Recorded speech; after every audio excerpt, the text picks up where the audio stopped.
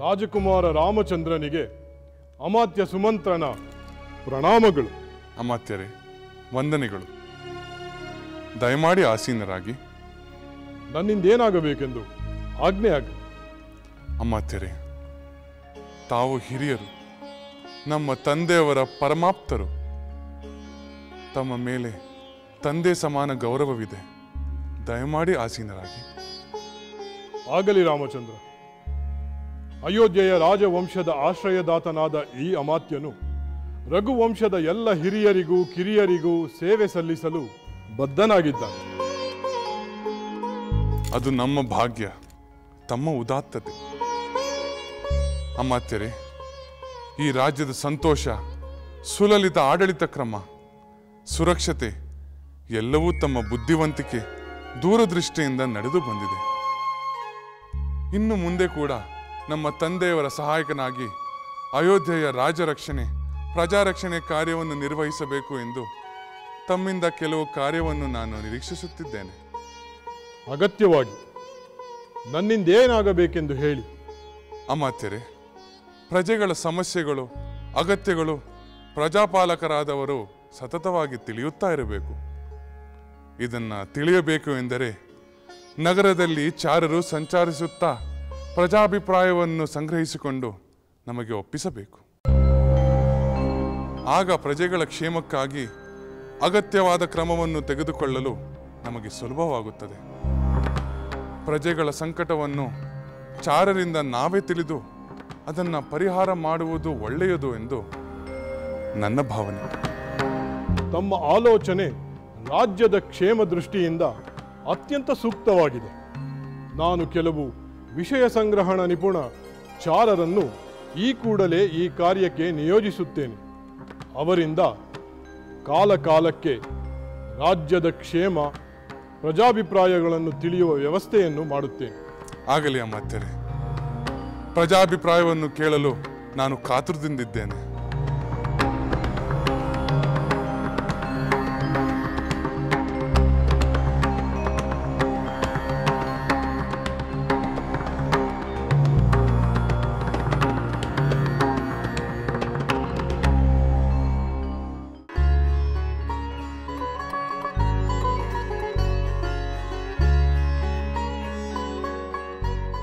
ಅತ್ತೆಯವರಿಗೆ ಪ್ರಣಾಮಗಳು.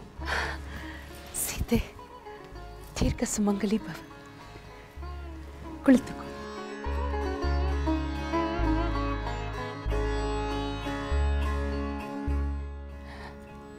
ಸೀತೆ, ನೀನು ಎಷ್ಟು ಬೇಗ ನನಗೆ ಹತ್ತಿರದವಳಾಗಿಬಿಟ್ಟೆ.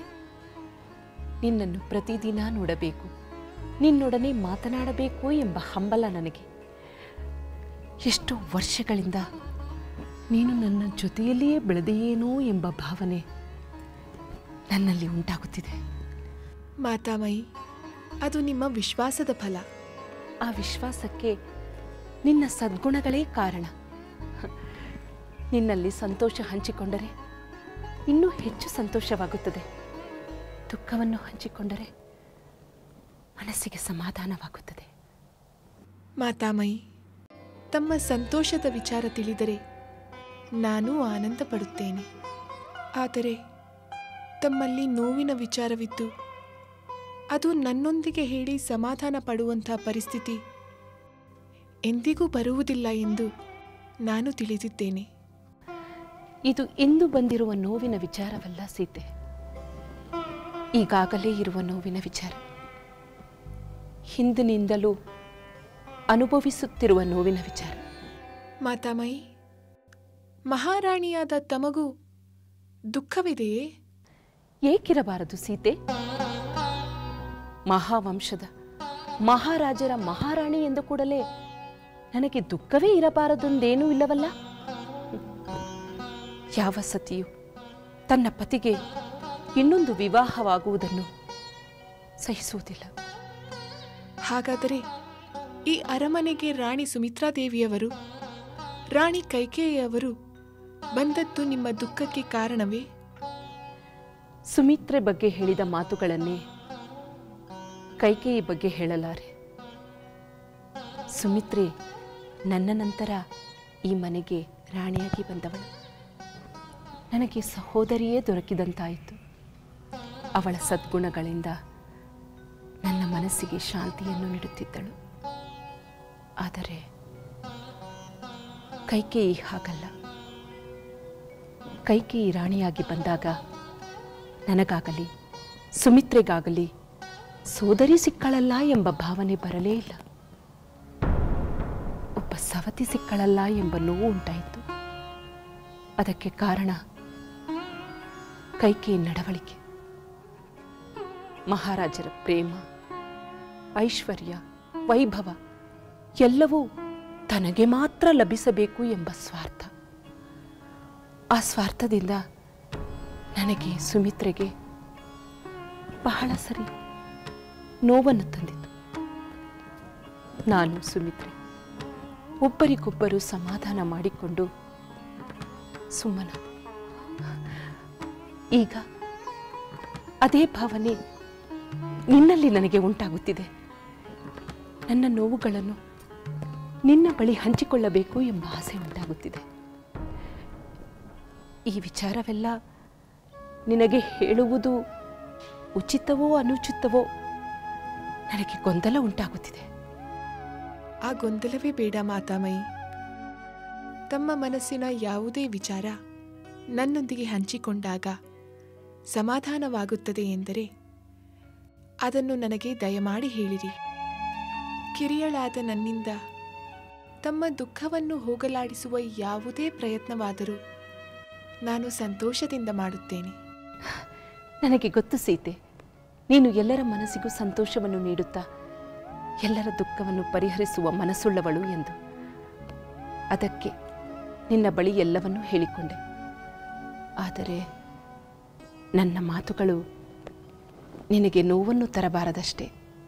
ನೀನು ಯಾವಾಗಲೂ ಸಂತೋಷದಿಂದಿರಬೇಕು. ಶುಭವಾಗಲಿ. ಹೋಗಿ ಬಾ. ದೀರ್ಘ ಸುಮಂಗಲಿ ಭವ.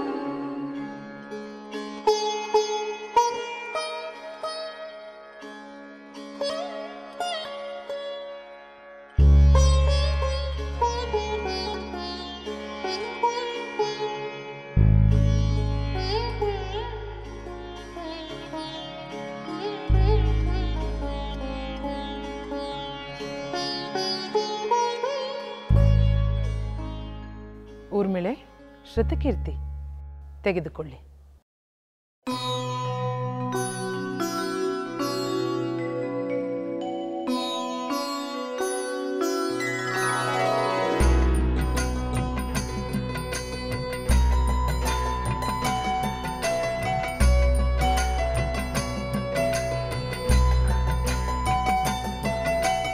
ಇದೇನಿದು? ನೀವಿಬ್ಬರು ಇಂದು ಒಂದೇ ರೀತಿಯ ವಸ್ತ್ರಾಭರಣಗಳನ್ನು ಧರಿಸಿದ್ದೀರಿ? ಒಂದೇ ರೀತಿಯ ಅಲಂಕಾರ ಮಾಡಿಕೊಳ್ಳಬೇಕೆಂದು ಮಾತನಾಡಿಕೊಂಡಿದ್ದೀರಾ?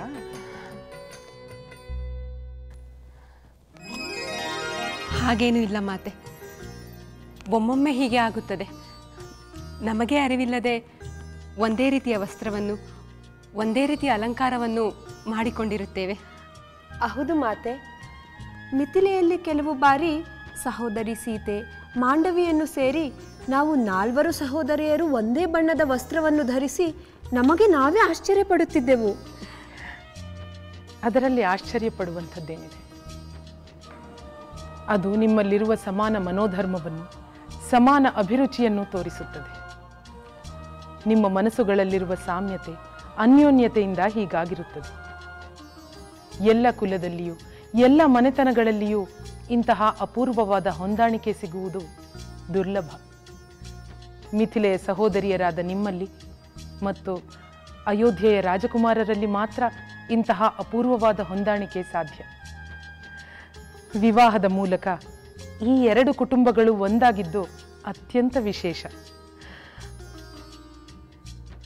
ಆದರೆ ನಿಮ್ಮಂತಹ ಕಿರಿಯರಲ್ಲಿ ಇರುವ ಈ ಗುಣವಿಶೇಷ ಹಿರಿಯರಾದ ನಮ್ಮಲ್ಲಿ ಇಲ್ಲವಲ್ಲ ಎಂದು ನಾವು ನಾಚಿಕೆ ಪಡಬೇಕು.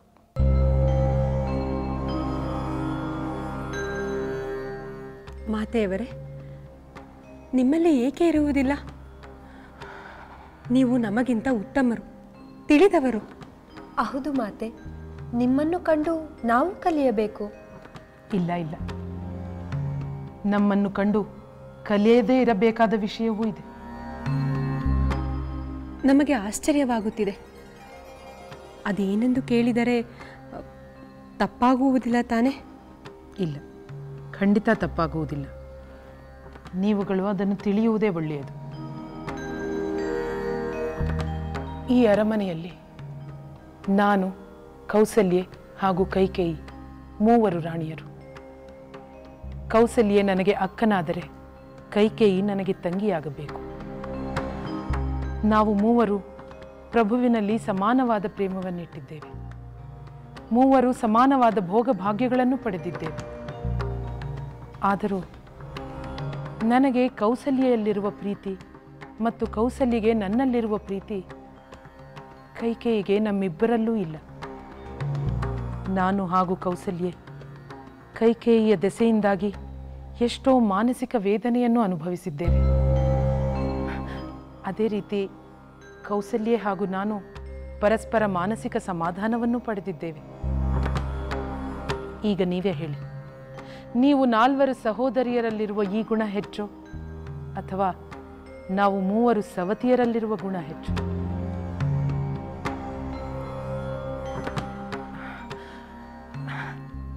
ಹೋಗಿ ಬನ್ನಿ. ನಿಮ್ಮಲ್ಲಿರುವ ಈ ಅನ್ಯೋನ್ಯತೆ ನಿಮ್ಮಲ್ಲಿ ಸದಾ ಹೀಗೆಯೇ ಇರಲಿ.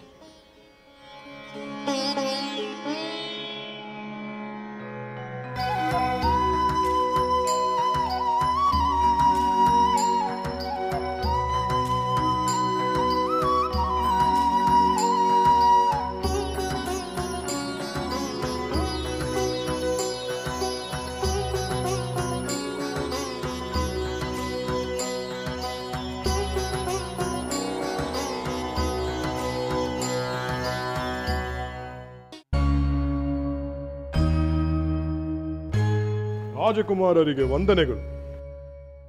ರಘುಕುಲ ತಿಲಕರಿಗೆ ಅನಂತ ವಂದನೆಗಳು. ತಾವು ತಿಳಿಸಿದಂತೆ ಜನಾಭಿಪ್ರಾಯವನ್ನು ಸಂಗ್ರಹಿಸಲು ಸಮರ್ಥರಾದ ಚಾರರನ್ನು ಕರೆತಂದಿದ್ದೇನೆ.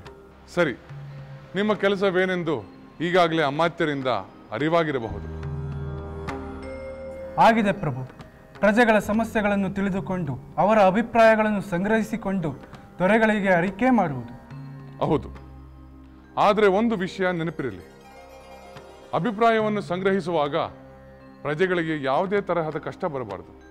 ನೀವು ಚಾರನೆಂಬ ವಿಷಯ ಯಾರಿಗೂ ತಿಳಿಯಬಾರದು. ಖಂಡಿತ ನಾವು ಗೋಪ್ಯವನ್ನು ಕಾಪಾಡಿಕೊಳ್ಳುತ್ತೇವೆ ಪ್ರಭು. ನಾವ್ಯಾರೊಂದು ಯಾರಿಗೂ ತಿಳಿಯದಂತೆ ವಿಷಯವನ್ನು ಸಂಗ್ರಹಿಸುತ್ತೇವೆ. ನೀವು ಪರಿಪಾಲಿಸಬೇಕಾದ ಮತ್ತೊಂದು ವಿಷಯವೇನೆಂದರೆ, ಮಹಾರಾಜರ ಬಗ್ಗೆ ಆಗಲಿ, ರಾಜ ಪರಿವಾರದ ಬಗ್ಗೆ ಆಗಲಿ, ರಾಜ್ಯದ ಅಧಿಕಾರಿಗಳ ಬಗ್ಗೆ ಆಗಲಿ, ಯಾರಾದರೂ ಒಳ್ಳೆಯದನ್ನೇ ಹೇಳಲಿ ಕೆಟ್ಟದನ್ನೇ ಹೇಳಲಿ, ನಿಮ್ಮ ವರದಿಯನ್ನು ನಮಗೆ ಒಪ್ಪಿಸಬೇಕು. ಇದು ಮಹಾದಾಜ್ಞೆ ಪ್ರಭು.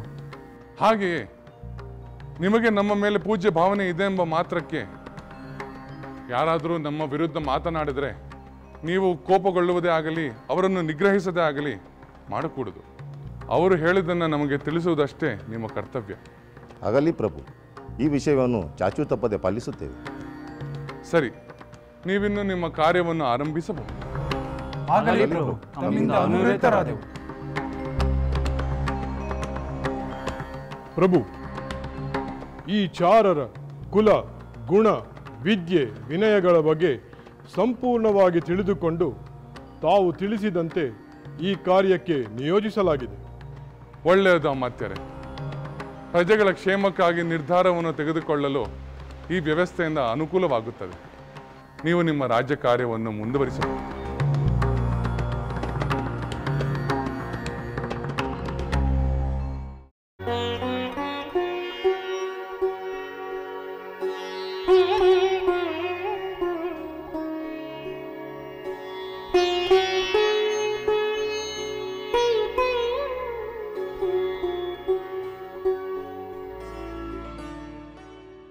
ಸೀತೆ, ನೀನು ಬರುವುದನ್ನೇ ನಾನು ಕಾಯುತ್ತಿದ್ದೆ.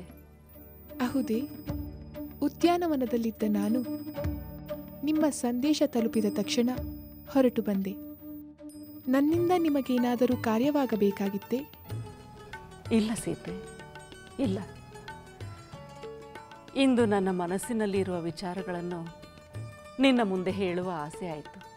ಅದೇನೋ ವಿಚಾರ ಹೇಳಿ ಮಾತಾಶ್ರೀ. ತಾಯಿಯಾಗಿ ನಿನ್ನ ವಿವಾಹದ ಮುನ್ನ ನಿನಗೆ ಕೆಲವು ಹಿತವಚನಗಳನ್ನು ಹೇಳುವುದು ನನ್ನ ಕರ್ತವ್ಯ ಎಂದು ನನಗೆ ಅನ್ನಿಸಿದೆ. ಮಾತಾಶ್ರೀ, ಅನೇಕ ಮಹಾಸತಿಯರ ಕಥೆಗಳನ್ನು ಹೇಳಿ ಬಹಳ ದಿನಗಳಿಂದಲೇ ನೀವು ನಿಮ್ಮ ಕರ್ತವ್ಯವನ್ನು ಮಾಡುತ್ತಿರುವಿರಿ. ಸೀತೆ, ಆ ಮಹಾಸತಿಯರ ಕಥೆಗಳು ಅನೇಕ ರೀತಿಯಲ್ಲಿ ಆದರ್ಶವಾಗಿ ನಿನ್ನಲ್ಲಿ ಆತ್ಮಸ್ಥೈರ್ಯವನ್ನು ಉಂಟು ಮಾಡಬಹುದು. ಸೀತೆ, ನೀನು ನಿನ್ನ ಪತಿಯೊಂದಿಗೆ ಆದರ್ಶ ದಾಂಪತ್ಯವನ್ನು ನಡೆಸಿದಂತೆ ನಿನ್ನ ಅತ್ತೆ, ಮಾವ, ಮೋರಗಿತ್ತಿಯರು ಹಾಗೂ ಇನ್ನುಳಿದ ಬಂಧು ಬಾಂಧವರ ಜೊತೆ ಅನ್ಯೋನ್ಯ ರೀತಿಯಿಂದ ಬಾಳು.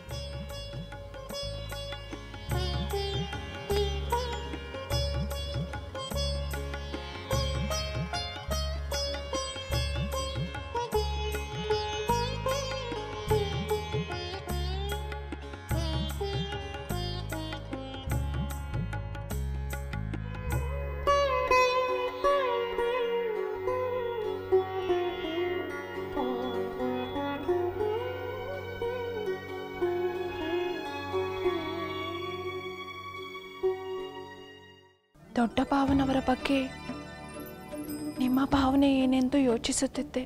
ರಾಮಚಂದ್ರನೇ, ನಾವೆಲ್ಲರೂ ಹೀಗೆ ಒಟ್ಟಾಗಿ ಸೇರಿದಾಗ ಈ ರೀತಿ ಮೌನವಾಗಿ ಯೋಚಿಸುತ್ತಾ ಕುಳಿತುಕೊಳ್ಳುತ್ತಲೇ ಇರಲಿಲ್ಲ. ಇಂದು ಏನಾಗಿದೆ ನಮಗೆ? ಇಲ್ಲ, ನಿನ್ನಿಂದ ನನ್ನನ್ನು ಸಮಾಧಾನಗೊಳಿಸಲು ಸಾಧ್ಯವಿಲ್ಲ. ಏಕೆ ಸಾಧ್ಯವಿಲ್ಲ? ಏಕೆಂದರೆ ನನ್ನ ದುಃಖಕ್ಕೆ ಕಾರಣ ಮಹಾರಾಜರು ಕೂಡ ಆಗಿದ್ದಾರೆ.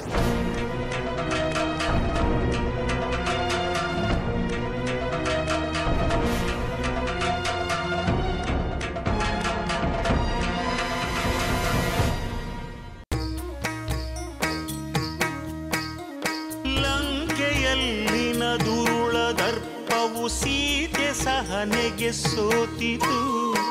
ಅಂಕೆ ಇರದ ಅಸುರ ಕುಲವು ರಾಮ ಬಾಣಕ್ಕೆ ಅಡಗಿತು.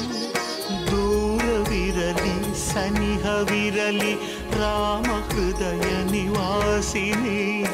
ಯುಗವು ಯುಗವು ಸಾಗಲಿ ಅಕಳಂಕ ಪ್ರೇಮ ಪ್ರಬೋಧಿನಿ.